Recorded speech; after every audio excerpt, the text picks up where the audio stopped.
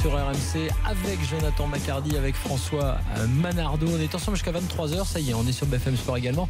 21h, 23h, vous prenez le rendez-vous de l'été, puisque vous le savez, jusqu'à 21h, c'est le Tour de France, intégral Tour de France de 14h à 21h et de 21h à 23h. Le foot, bien sûr, parce que le foot ne s'arrête jamais sur RMC. J'ai lancé une idée que vous pouvez compléter. Le 11 des joueurs qui ont des problèmes de prononciation, il n'y a rien de méchant là-dedans, le 11 des joueurs qui pourraient aller chez l'orthophoniste. Voilà, ça pourrait être un peu ça. Donc on a commencé avec Adil Rami et Valère Germain. On va se fâcher avec tous les mecs. Non, mais l'orthophoniste, attends, parce que tu tout le peux monde sauter, mais avoir une bonne diction. Ah mais bien sûr, non mais Voilà. orthophonie c'est pour tout. Après tu peux mélanger aussi. Oui, on peut mettre ce qu'on veut, on peut bégayer, on peut avoir des zozotements. Moi, voilà. j'en ai eu un ou deux en équipe de France. Ah bah alors vas-y, balance. Hein. Tout le monde le connaît principalement.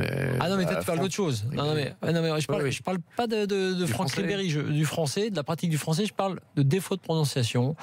Voilà, personne a le hockey pendant une interview, des choses comme ça. Tu vois, par le stress. Toi, dans l'équipe de France, t'as dû en connaître des joueurs comme ça, non? Stressé avant, ouais, mais après il le masquait bien. Ouais, d'accord. Bon, écoutez, si vous trouvez, vous êtes les bienvenus et vous nous mettez ça sur le hashtag RMC Live. Allez, le je m'en fous pas, et puis juste après le quiz.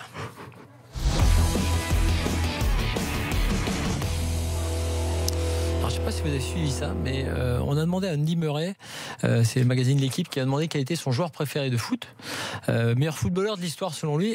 Qu'est-ce qu'il a dit? Franck Sauzet. Ça c'est quand même énorme. Il est supporter des Hibernians. Écoute, alors effectivement, c'est peut-être c'est pour ça. C'est pour ça, parce que effectivement, l'ancien milieu offensif des Bleus de Marseille a joué aux Hibernians de 99 à 2001 et il supporte Murray, ce petit club d'Édimbourg, où a évolué son grand-père. Voilà un peu l'histoire. On aurait dû mettre ça dans un quiz. Ouais, t'aurais eu bon. À l'époque, dit-il, c'est assez marrant quand même. Tous les supporters adoraient Sauzet et les autres équipes nous l'enviaient. Depuis son départ, les choses ne vont plus très bien pour les Hips. Mes souvenirs de lui sont encore plus beaux. Donc voilà, on apprend que Andy Murray est fan de Franck Sauzet. Je ne sais pas si vous avez suivi ça aussi, cette petite polémique. Le Barça qui a félicité Ter Stegen, mais qui s'est trompé de drapeau. Qui a mis le drapeau belge ou le drapeau allemand. C'est dans l'autre sens. C'est horizontal pour l'Allemagne. Parce que il voulait féliciter à juste titre leur gardien Marc-André Ter Stegen après la victoire. Et attention, c'est non seulement horizontal, vertical l'erreur, mais c'est pas le même ordre de couleur. L'Allemagne c'est noir, rouge, jaune, et la Belgique c'est noir, jaune, rouge. Donc en fait ils ont publié sur Facebook une photo avec un drapeau couleur belge et le drapeau possède que la photo donc porte des bandes de haut en bas noir, or et rouge, alors que la bannière allemande est noir, rouge et or. C'est ça, voilà. C'est ce que je viens de dire. Ouais, le club catalan donc avait utilisé les bandes verticales. En fait, il avait quand même mis les bandes horizontales. Ah d'accord. C'était que les couleurs. Donc ils avaient l'horizontalité, mais pas les bonnes couleurs. Et voilà, ça a été effacé. Et ensuite sur Twitter, sans utiliser aucun drapeau, sans prendre de risques, ils ont décidé de féliciter leurs joueurs de manière plus simple. Je ne sais pas si vous avez suivi les échanges sur Twitter entre Antoine Griezmann et les basketteurs de NBA, parce que vous savez qu'il est fan.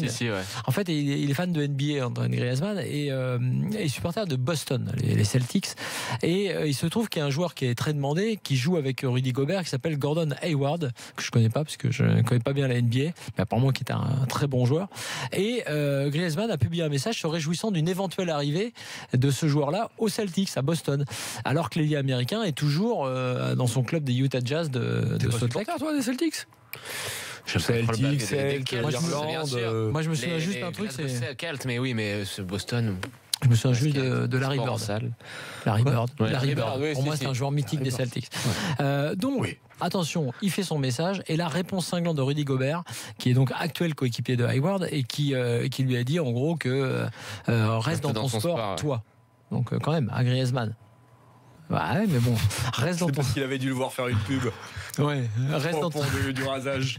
Donc là, mais alors après, il faut savoir que la bataille a enflammé les joueurs de NBA entre Gobert, Isaiah Thomas, la star des Celtics, et Hassan Whiteside, le pivot de Miami. Donc voilà, ils se sont envoyés des tweets, chacun en gros vantant son propre palmarès. C'était une petite bataille, mais Griezmann s'est fait un petit peu remettre d'équerre par Rudy Gobert. Voilà. Quand tu parles à un mec de 2 mètres 0,5, faut faire gaffe. Je vois à l'instant un tweet qui vient de passer que je trouvais intéressant. intéressant par rapport à ton avis tranché. Pourquoi est-ce que l'OM ne s'intéresse pas à Corchia alors que son prix serait autour de 5 millions d'euros ou même un peu plus, mais c'est dans les cordes de l'OM, c'est un bon joueur. Ah tiens, je pense que c'est un peu mieux que Sakai et il paraît que Galatasaray est sur le coup.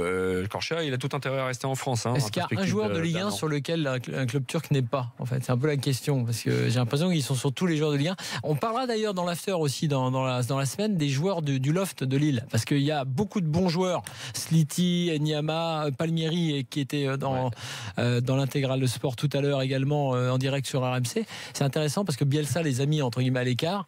Il y a peut-être un moyen d'aller faire son marché. Tiens, François, une info qui va t'intéresser, je ne sais pas si tu as vu ça. Seb Blatter, dans une interview au journal suisse Sonntagsblick, est revenu un peu sur tout ce qui lui est arrivé à la tête de la FIFA. Et il dit j'aurais dû m'arrêter plus tôt. C'est ça. Il le dit maintenant. Il a été déchu en 2015, on rappelle, juste après sa réélection pour un 5e mandat. Il dit que son éviction a été un soulagement. Et puis il raconte qu'un rédacteur en chef d'un magazine suisse lui avait affirmé que le mandat de président de la FIFA avait une date limite. La date est 2014, lui avait-il dit en fait. Et je lui ai répondu que quelquefois il est écrit que le produit peut être consommé au-delà de cette date limite s'il est conservé dans un endroit frais. Prix Nobel du machiavélisme. Et alors quand même, c'est toujours le mec qui distribue toujours des coups quand même à chaque occasion. On lui a demandé sur les infos qui concernent l'actuel président de la FIFA, Gianni Infantino, s'il avait peur d'être démis de sa fonction. Le voir. Et il dit je ne sais pas, je sais seulement que d'anciens collaborateurs de la FIFA se sont adressés à cause de lui à la commission d'éthique et que 3 ou 4 semaines plus tard ils ont été éjectés de la FIFA. Donc c'est tout à fait vrai. La commission d'éthique de la FIFA qui doit être indépendante est complètement soviétisée désormais. Et alors, autre coup de pied dans la fourmilière, c'est la vidéo. Et il s'en prend à la vidéo, il s'est montré déçu par l'assistance vidéo à l'arbitrage. Le jeu, dit-il, perd en attractivité, il faut laisser les arbitres faire des erreurs. Ce que fait la FIFA est délicat et dangereux.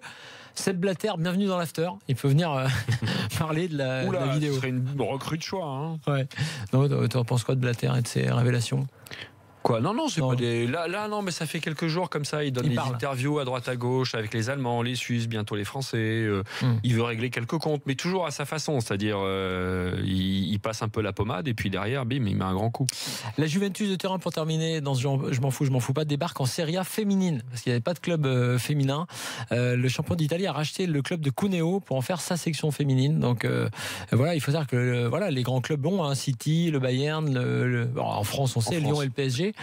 Et ben voilà, donc la Juve a annoncé le rachat du club de Cuneo qui était 7e du dernier championnat de Serie A féminine.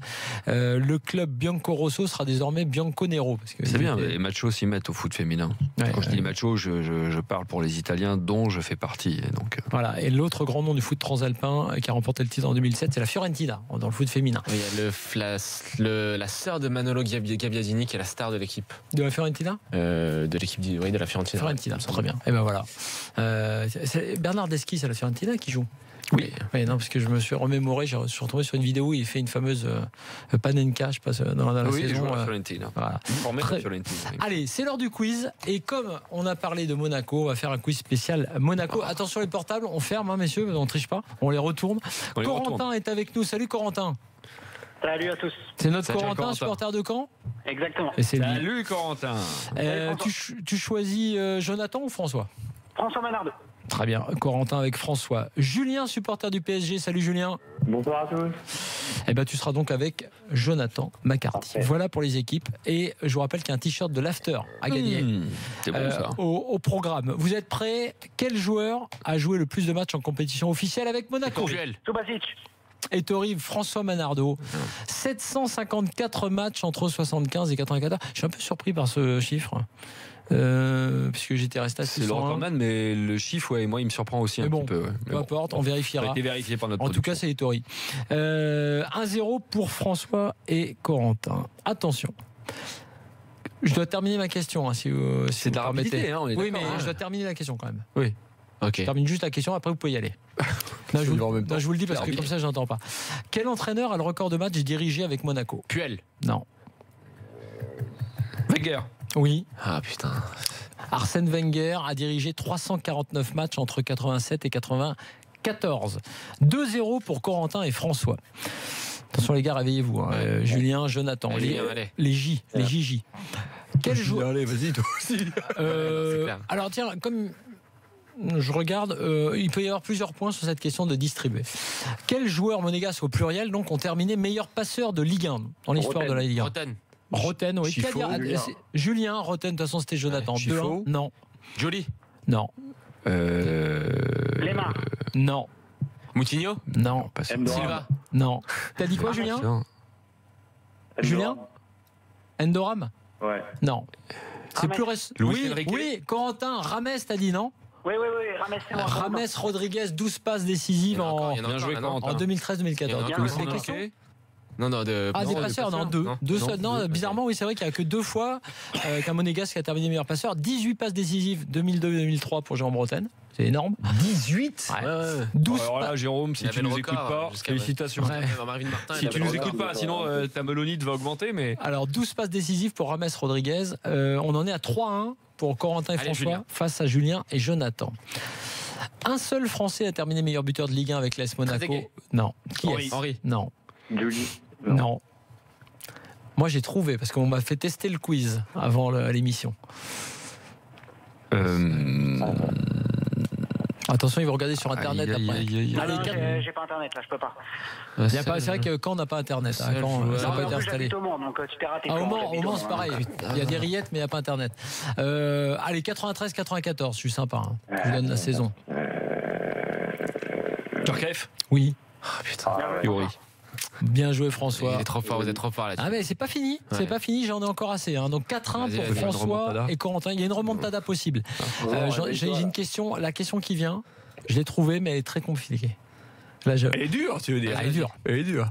Un seul Français, je dis bien Français, pas monégasque, un seul Français est devenu président de l'ASM dans toute l'histoire de l'ASM. Campora. Non, il est monégasque. Moi aussi. Ouais. Ah oui, mais bon, là c'est un Français. Non, les noms des dirigeants monégasques là. Ah, c'est il pas a- très il a- vieux, ça a 8-9 ans. Comment s'appelle-t-il là, je crois. Vous en souvenez pas, les gars? Non. Une très très jolie fille, 8-9 ans. il me semble. Tu crois? Je crois. Ah, c'est c'est lui. possible. Brun avec des lunettes. Ah non, lui, Ouais, lui. je dirais Non. plutôt cheveux gris avec une écharpe de mémoire.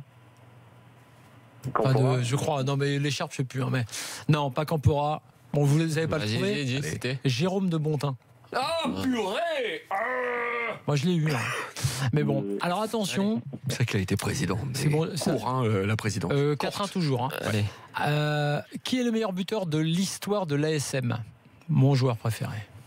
Thierry Henry. Non. C'est ça. Le meilleur buteur de l'histoire de l'ASM.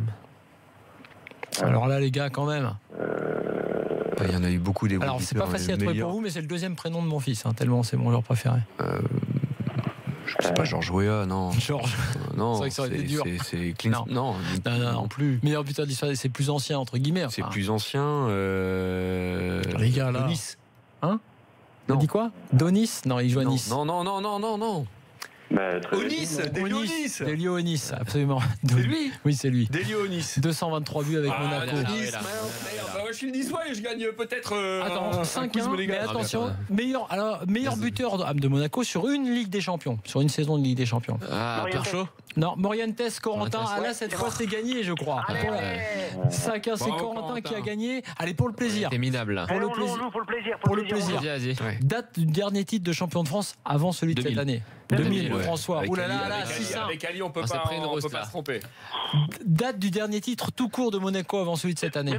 2003. 2003, Corentin. 7-1. Oui, François Corentin. Et meilleur buteur monégasque en Ligue 2. C'est incroyable. Non. Non, la saison en Ligue 2, vous vous souvenez Ah, de- Ah oui, il oui, y a un Africain là. Oui. Touré. Touré. Bon, Ibrahima Touré. Ibrahima Touré, Mais ouais. c'est bon. Jonathan a sauvé l'honneur in extremis. On peut pas parler de remontada Non, on était parce nuls, qu'il y a là. 7-2. Désolé, mais Julien. donc voilà. Donc en C'était gros, pas le bon thème, Corentin quoi. et François ont gagné et Corentin donc Bravo tu gagnes. Corentin. Bon, est-ce que tu as Merci, vraiment besoin Jonathan. d'un t-shirt de l'after? J'en ai qu'un, donc comme tu veux. Non, C'est toi mais qui je décides. plaisante. Quelle honte. Délionis m'avait fait de la peine quand même. hein. Il Et était- c'est pas le second prénom de ton fils qui m'a mis sur la voie. hein. Non. Ça, je le dis. Mais 5 fois meilleur buteur du championnat de France. Oui, Julien? C'était pas un bon indice. Non, je te confirme. Je te confirme qu'il y a que moi qui le sais, donc effectivement, c'est un peu compliqué. Je connais le prénom du fils de Flo, mais le deuxième, non, là, je séchais. C'est le prénom, le premier prénom, c'est plutôt le nom d'un joueur en Angleterre, par exemple, sans doute. D'un gardien, d'un ancien gardien de l'équipe nationale, je pense. Ouais. Paul Robinson. Allez, Corentin et Julien, merci d'avoir été avec nous. Merci. Corentin, bravo, Julien, bravo quand même. Corentin, bravo, merci. Tu as gagné le quiz et tu vas recevoir un t-shirt de l'After. Je vous rappelle juste très rapidement les quelques infos du jour que vous retrouvez sur rmcsport.fr, les infos mercato évidemment, et notamment du côté de Lyon, puisqu'on dit que Lacazette va passer sa visite médicale dès demain du côté d'Arsenal, donc ça se précise, on est au-delà de 50 millions d'euros normalement pour ce qui est de l'indemnité de transfert.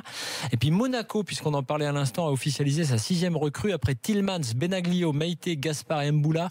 C'est Terence Kongolo, un défenseur international néerlandais qui vient du Feyenoord de Rotterdam, qui a signé pour 5 ans et une transaction estimée à 5 millions d'euros. François, Jonathan, merci. Salut, ciao. Demain, même heure, c'est très simple, 21h, 23h, l'After revient et on est ensemble tout l'été, je vous le rappelle, pour parler foot. Vous êtes les bienvenus sur le hashtag RMC Live et au 32-16 tous les soirs. À demain.